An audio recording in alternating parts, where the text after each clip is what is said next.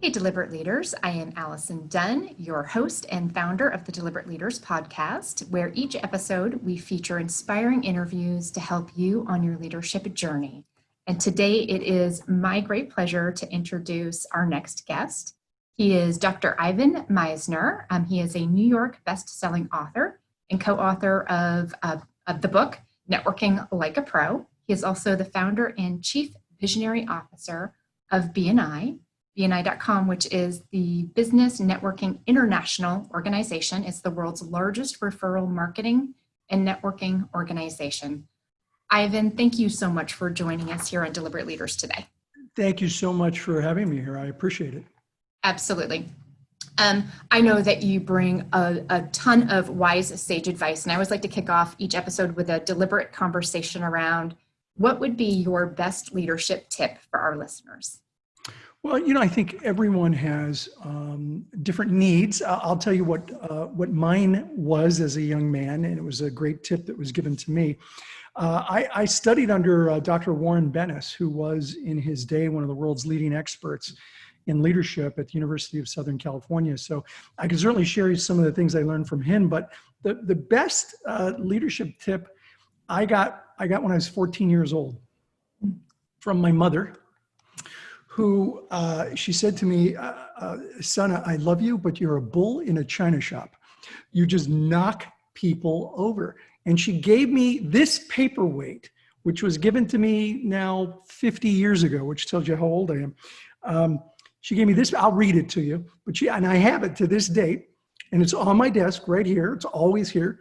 It says, diplomacy is the art of letting someone else have your way.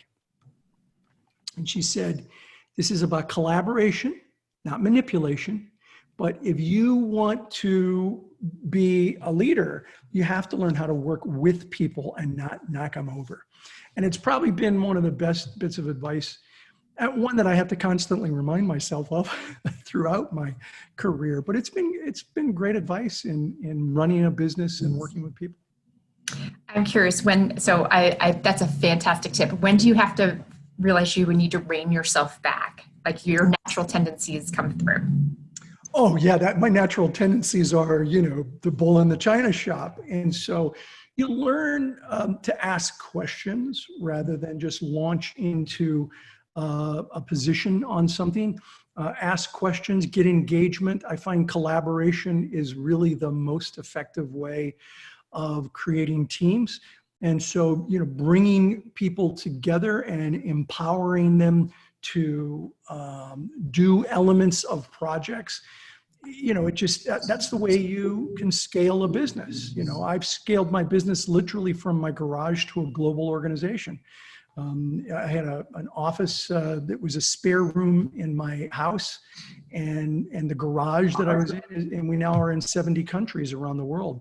So collaboration is key, I think, to scale any business. Absolutely. Love that. I just want to make sure, obviously BNI is, something that is used where all of my clients are members. That's where my business started from. It's the first organization that I joined that was a networking organization when I was in my early 20s. But for those who may not have heard of BNI before, could you just give us a high-level overview of what Sure. Yeah, BNI is a business and professional networking organization. We allow one person per profession to join one of the groups. We get together on a weekly basis. Now, because of COVID, right now, it's all online. They're all Zoom meetings, but it's a BNI branded Zoom platform. And we get together every week and pass each other referrals. Last year, the organization passed 12.7 million referrals worldwide, and generated 12.3 million referrals, 16.7 billion with a B, $16.7 billion worth of business for our members all around the world. Over the last 2 months, during the middle of the Corona lockdown, BNI generated $2 billion worth of business for our members. And that's when everybody, is stuck at home, and we've generated $2 billion in business for our members. So it's a great way of building your business through referrals. And we have a very organized, systematic approach to meeting and generating those referrals. Yeah, that's amazing. And so you said how many countries? And I'm curious. Do you know how many members currently? Yeah, about 270,000 members worldwide. Yeah, and 70 countries. that's incredible. I think that you are the first guest on my podcast who might be able to actually share kind of the pulse that you feel like our world is going through right now from the truly small business sector, because I think that is those are the B&Is of the world, right? I'm just curious, what insights, what guidance, what suggestions, what hope can you give our listeners? Yeah, so I am a big believer in, I think you used the word hope there. Yeah.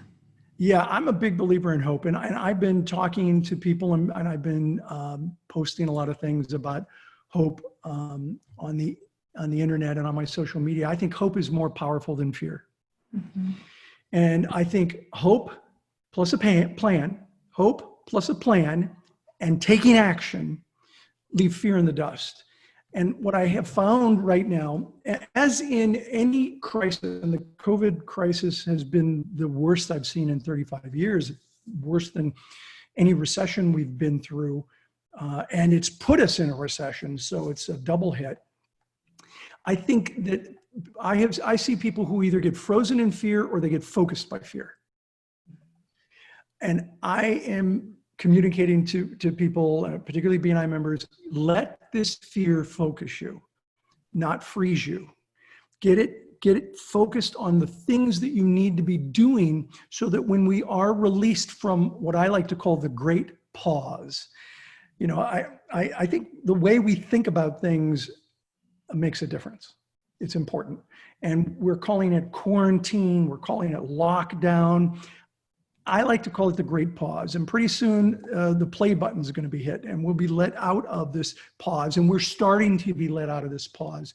And so those people who are focused and have a plan and are ready to execute that plan as the pause is released, I think you're going to be way more successful. I think hope is hearing that little voice inside you talk about what can be, while everyone around you is yelling what can't be.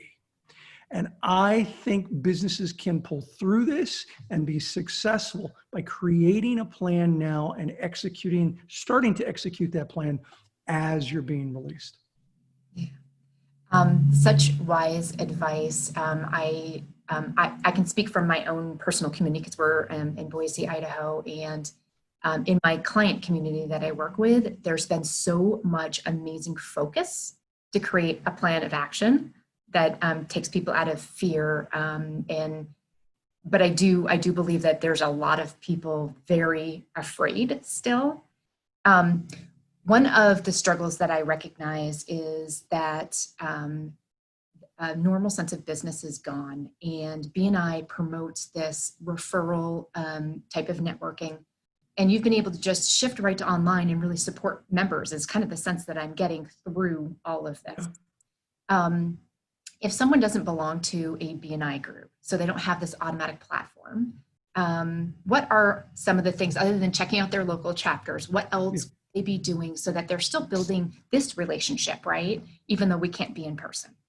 Yeah, which it goes to another expression that I'm not fond of, social distancing.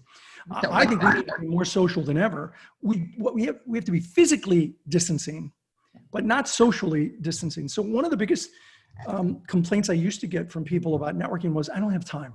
I don't have time to network. And I used to address that by talking about, well, you need to make the time to network because that's the way most businesses build their business. However, you can't even use that as an excuse right now. Most people have time. And so this is the best time. You need to build your network now more than ever. And so I urge people to be spending a lot of time doing one-to-ones.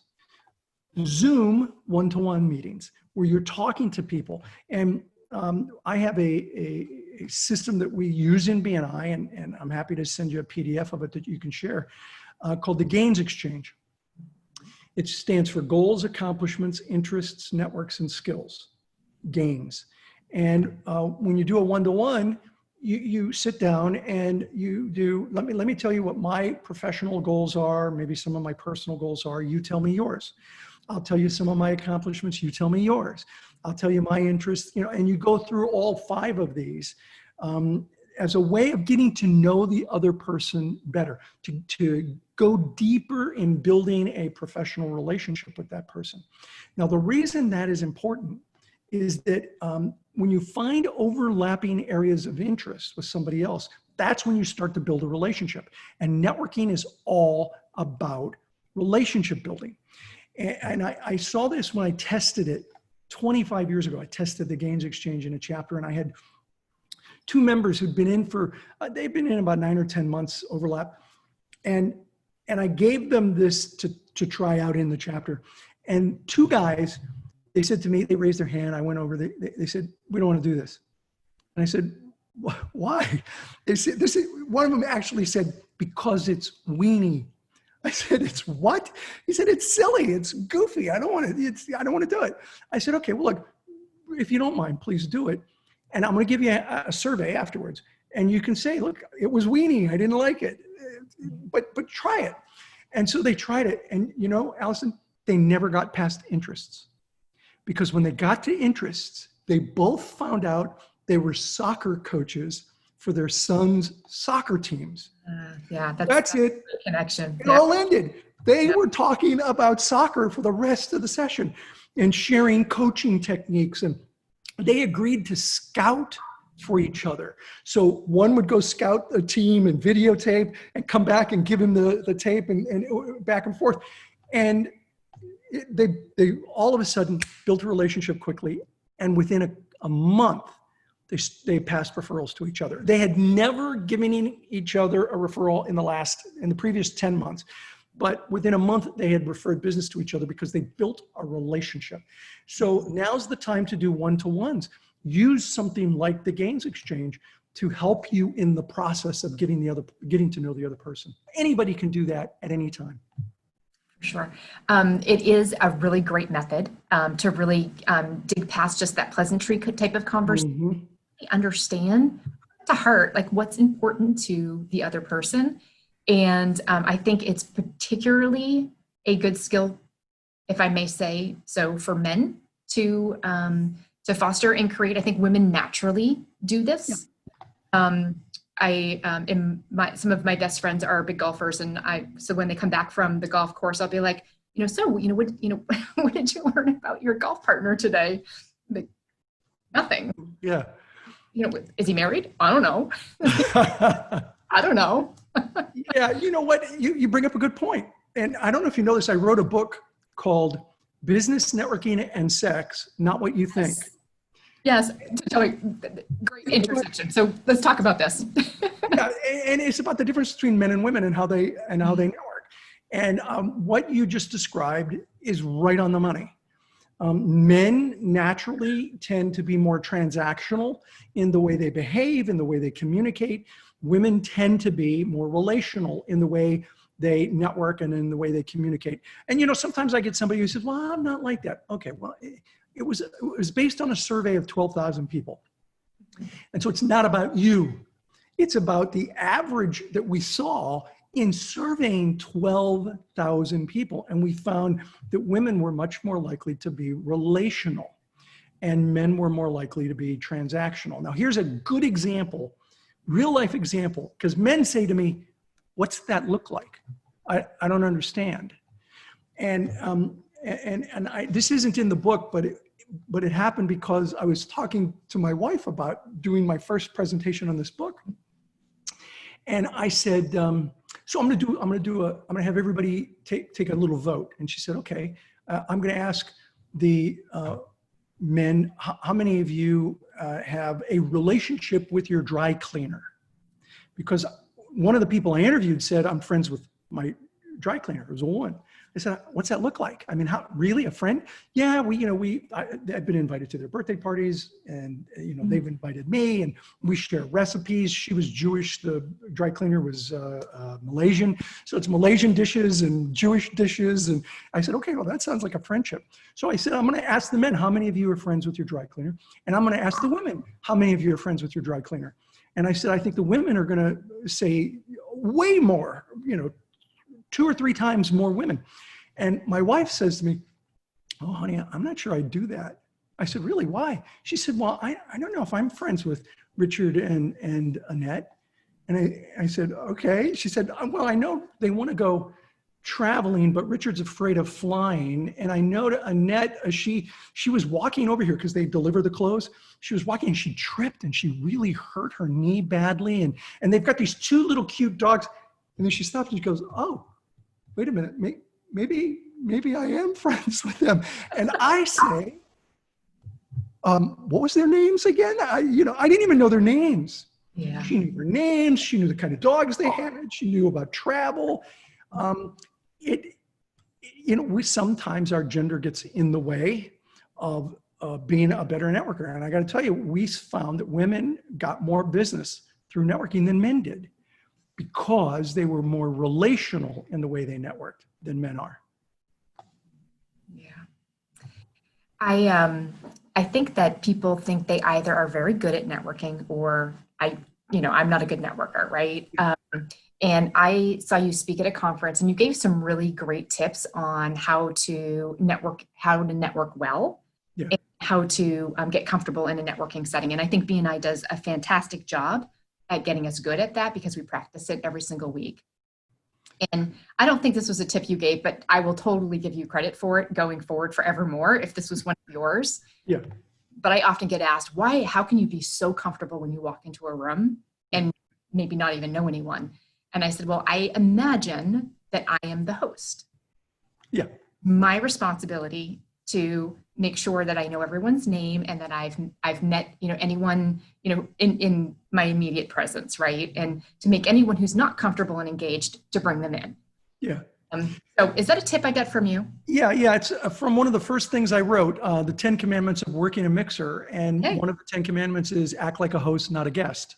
All right. Well, then I give you full credit going forward. Yeah.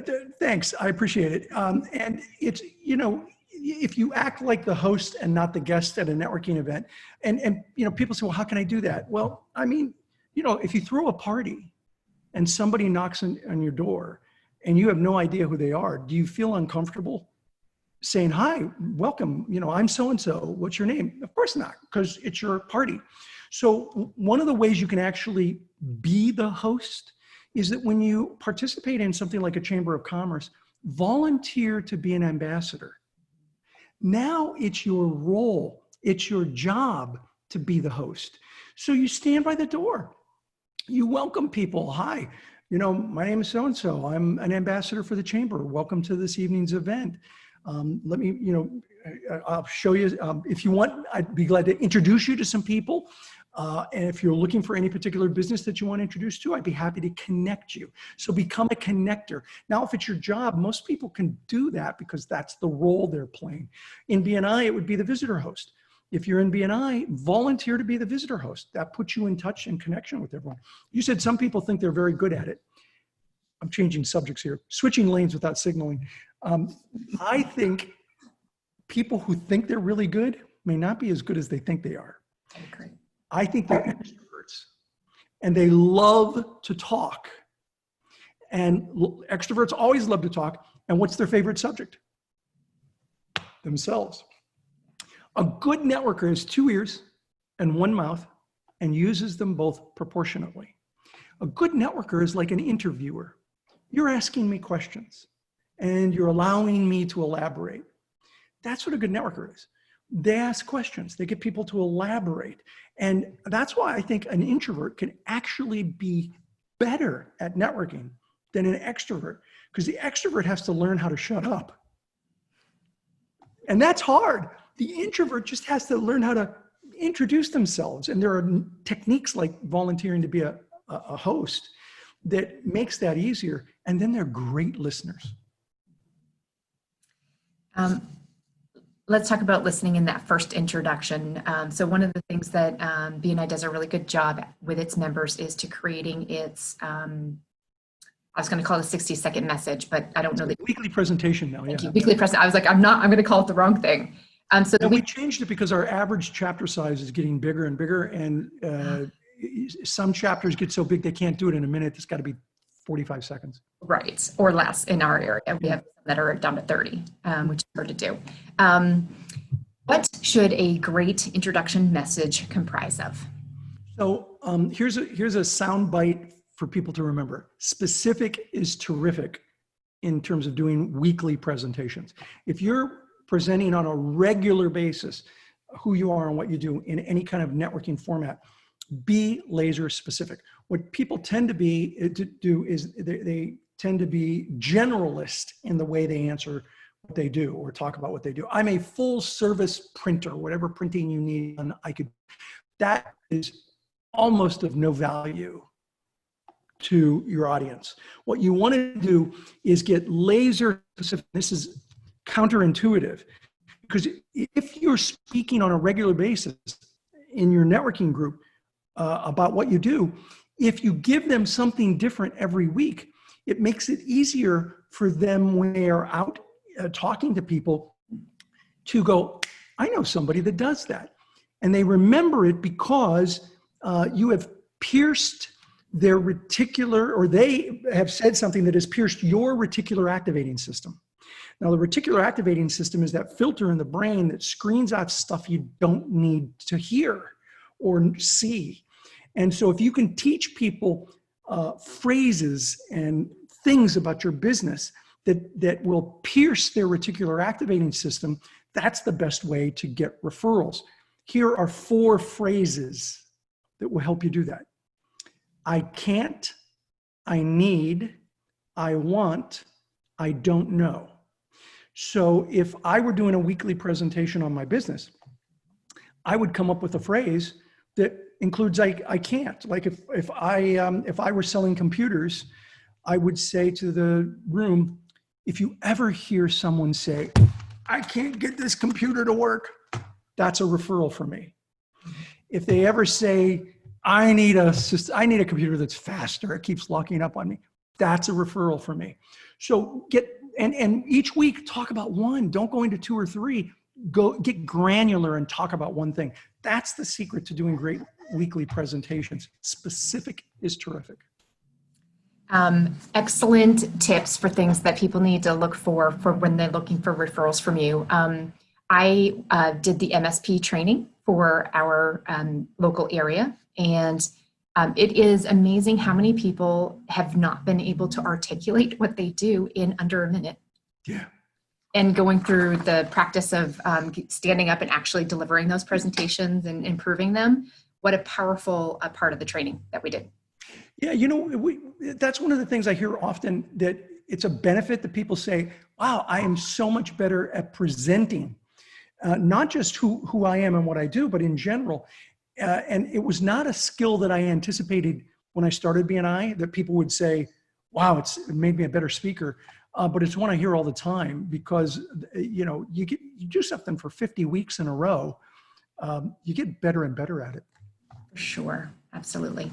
One of the things that I like to kind of maybe dive into a little bit is about referability. Yeah. And I think that I would probably speak for everyone who has ever been a BNI member, is occasionally you have someone who you maybe feel isn't referable. So how can we as business owners and collaborative members in our community, how can we make sure we're referable? What does that look like? Yeah, well, to be referable, you need to underpromise and overdeliver.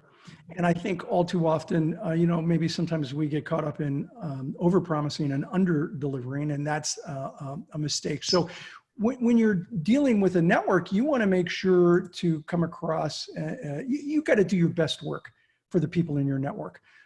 Otherwise, you're not going to get referrals. You also need to look the part. I did a podcast. If you're in BNI, I have a podcast called BNI Podcast. Yes, BNIpodcast.com. And I actually have an episode on the very topic. So if you go to bnipodcast.com and go to episode 577. Okay. I'll put that in the show notes. Yeah, it's called I Wasn't Referrable. And I had a guest on my podcast, Megan Chitwood. And Megan was very candid in what happened to her. She's now a director, but at the time she was a member. And she said she came from the construction industry. And she, over time, she had done Six Sigma work, which is quality control. And she ended up going into coaching business. So, but from the construction industry. So she went to the meetings dressed like a construction worker because she was used, and all of her clothes were clothes and going on sites. And finally, a group of women sat down with her and said, Megan, we love you, but you're not referrable. And she's like, what do you mean? I'm really good at what I do. She said, yes, but not everybody is a construction company. And so you have to present yourself in a way that make people feel confident in referring you. You have to dress professionally. And, boots and khakis isn't going to get you into a corporate setting, right? And you may think, oh, that's horrible, but it's just the way the world works. And referrals, people need to feel comfortable. So the whole podcast was on, and what she did was amazing. They told her she wasn't referrable, the way she dressed, whatever. And they laughed, and they were about to leave. And she's like, no, you don't get to say that to me and then leave. You need to help me be referrable. And these wonderful women who were in her chapter, they took her to their homes and showed their wardrobes. And they said, look, take this outfit, take this outfit. Until you buy your own, borrow these. And they worked on, just how to present herself as a woman professional. And it made all the difference in the world. She became much more referable immediately. And so there are a lot of ways that you need to do it. One's performance, one's the way you look. Yeah. That is an important tip that I think works for both men and women. Yeah. And ever more important, especially in today's world, because people won't give you the time of day if you don't look like the part, right? Yeah. So here's another one with a man. I knew this guy. He called himself the casual accountant, and he always wore Hawaiian shirts, oftentimes shorts and sandals. And he said, I want to make people feel comfortable with their CPA. And so that's why he did it. Okay, that's a great pitch. I love that. But one day he stood up and he said, so I'm really looking to get into some corporate clients. I really want to work with more corporations. And we had to pull him aside afterwards and say, I'm not going to refer you to a corporate client because honestly, you can't go in like that. You can't go in with shorts and a Hawaiian shirt and be taken seriously in a corporate setting. Is it fair? No. Is it right? I don't know. But it is what it is. And so he understood that. And then when he said that in the future, as a matter of fact, on one of his next meetings, he came dressed like an accountant, like what you might think. And he said, if you refer me to one of your corporate clients, this is how I'll show up.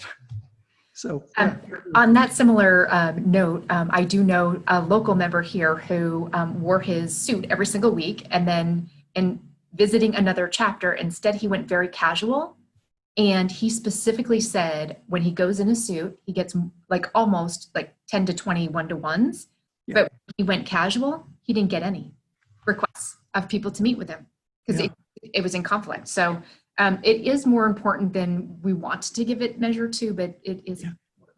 Yeah. In my younger years, I would go to chamber events and I would be networking, and the goal was to get business cards. So you're trading business cards. It's the business card swap. And I would get back and my manager would be like, how many did you collect? I'd be like, I got 15. And they're like, oh, good job. But a business card is not networking.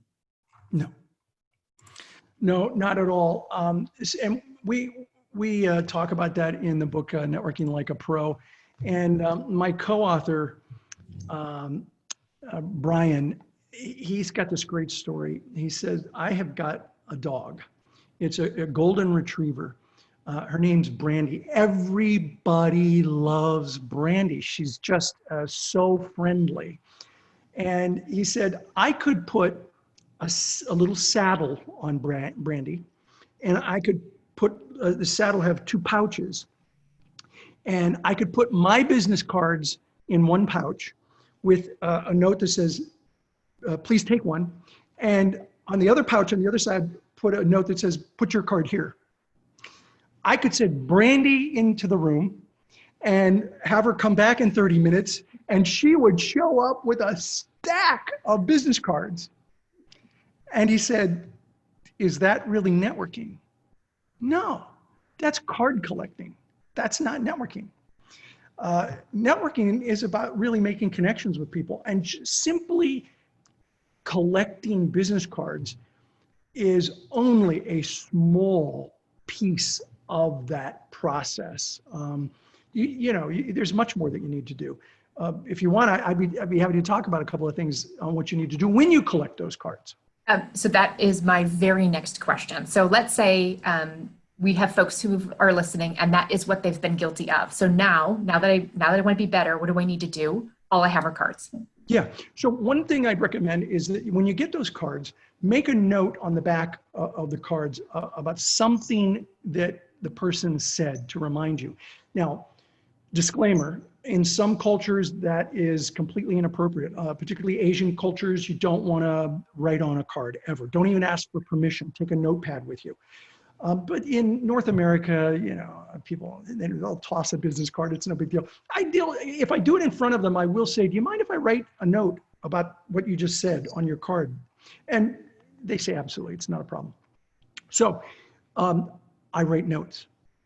If I'm going to get back to them, if I'm going to do what I'm about to tell you, I always write a note on the card. So start with that. Everyone always asks, how do you follow up? So I'm going to give you a technique to follow up. It's called the 24/7/30 follow-up system. 24/7/30.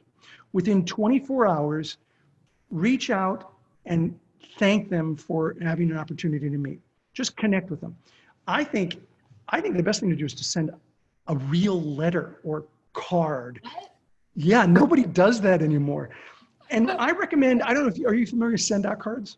I am, yes. I love send-out cards. I'm not a representative. I make nothing by recommending them. I am a client. I love it. You can get on your computer, type everything in, and send out cards. They can even do it in your own print, your own hand printing. They will mail in the mail a card to the person. So mail something. If you're not going to do that, send an email at least, and simply reach out and say, "Hey, Allison, it was really nice meeting you. I enjoyed our conversation on X, and I hope our paths cross again." Don't sell to them. Okay, that's what everyone. Oh, hey, and by the way, I provide this product or this service, and if you're don't do that. I call it a sales seizure. They just can't stop themselves, right? So within 24 hours, reach out and say, "Hey, it was great meeting you." Within 24/7/30, within 7 days, connect with them on social media. So one of the things, if I want to follow up with someone, one of the things I might say is, what social media platform do you use most? And that's one of the things I would write. They may say Facebook, Twitter, Instagram, whatever. Find out where they like to go. Now, I tell you, this will lengthen the story slightly, but it's good. I learned this from my kids because my eldest, when she was 17 years old, she had a phone. I would call her. She would never answer.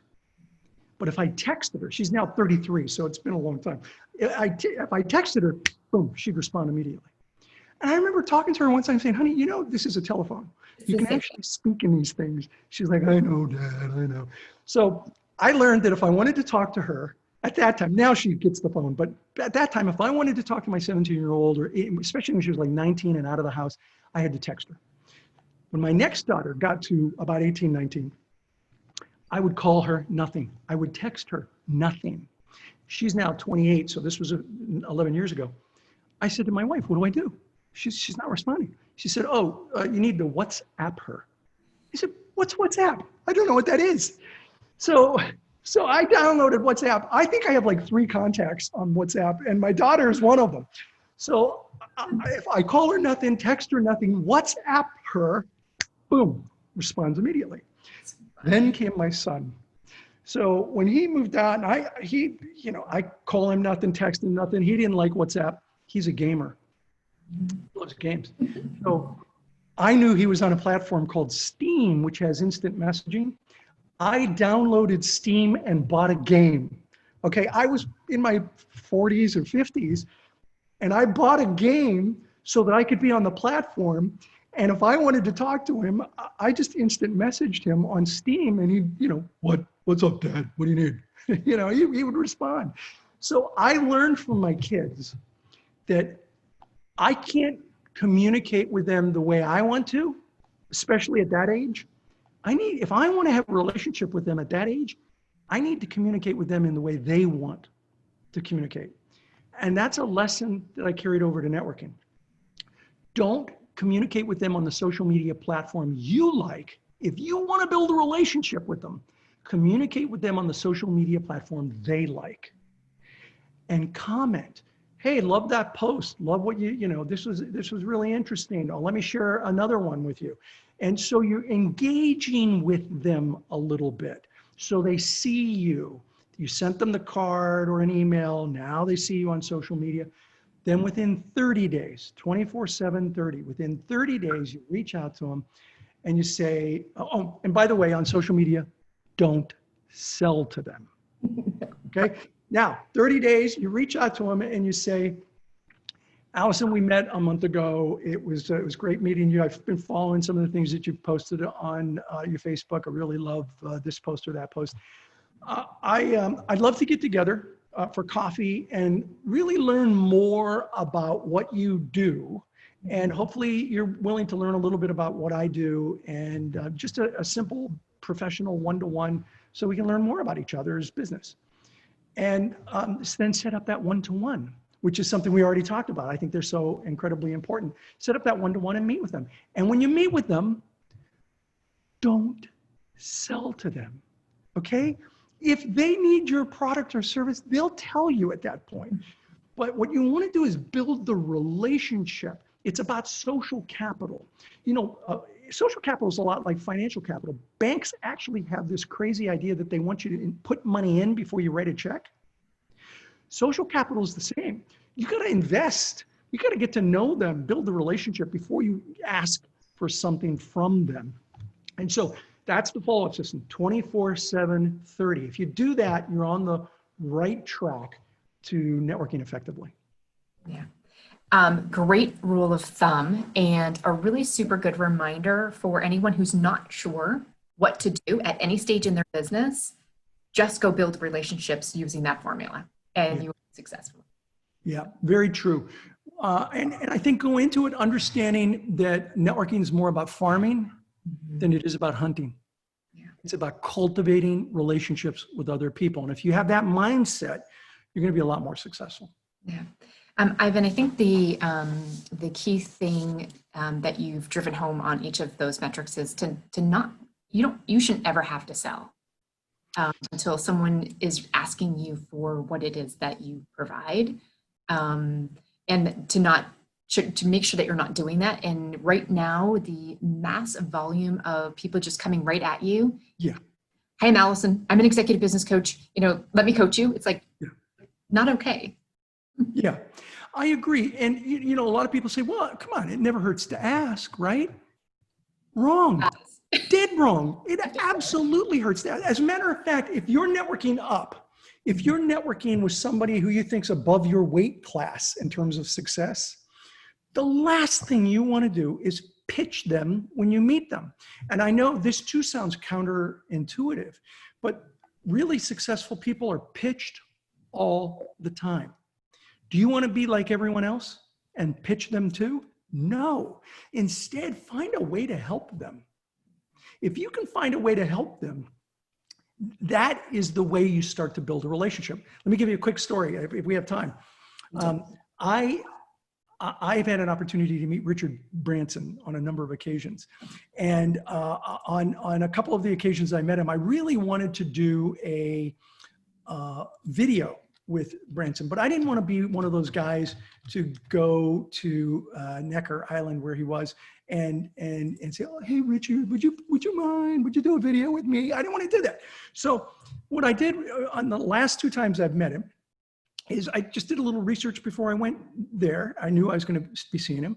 And I asked him, you know, hey, what's going on with the B team concept, which was the business team concept. And he opened up and then one time, the second time, which was just a few months ago, I was on Necker Island and he had this concept called circles. And I said, Richard, tell me about this circles concept that you've got. And he lit up. He's like, oh, well, the circles is, and he explained what it was. And then I asked him, how can I help you with that? I think it's a great concept. What can I do to help get that out? And he said, well, yeah, you run a big network. Getting that out to your members, explaining it to your members would be great.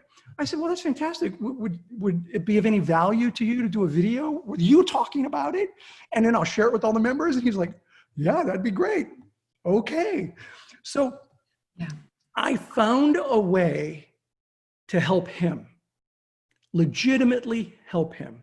And at the same time, I get to do a video with him. It's a win-win. But I didn't just go and ask him for something. I asked him how I can help him. That's the key, especially if you're networking up. Yeah. And by the way, you can find that if you go to ivanmisner.com, you can find that video on February 13th of this year, 2020, February 13th. It's called Richard Branson Shares His Circles of Support concept on my blog. I'll include that in the show notes too. Fantastic. I've got one more topic before we fully wrap up. I would love to leave people with kind of the final message. I feel like it should be a giver's gain message, but I don't want to force that on you. So any final wrap up thoughts as we conclude this interview? Well, listen, giver's gain is the principal core value of BNI. And I think it really is what has set us aside as a networking organization, this whole idea that if I help you, you'll help me and we'll all do better. I think that's a very unique approach to the sales orientation, to almost this mercenary networking that I see take place. I'll leave you with this soundbite. You know the expression, it's not what you know, it's who you know? I don't think it's either.